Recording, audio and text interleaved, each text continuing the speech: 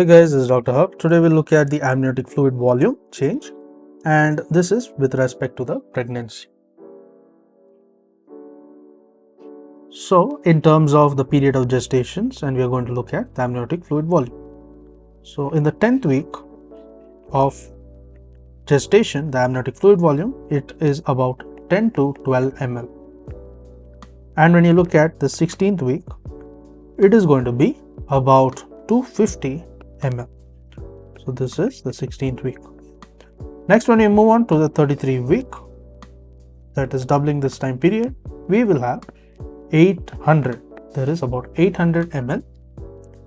And looking at the 38 to 39 weeks. So 38 to 39 weeks, there is a plateaus at 100,000 ml. So it plateaus at about 1000 ml. So what happens in terms of the 40 weeks? So in terms of the 40 weeks, the amniotic fluid volume, it is about 800. It is about 800. So other thing to note is that the volume, it increases with the gestational age. So as the increase in the gestational age, what we see is the volume also, it increases. So what we saw is it plateaus at about 38 weeks.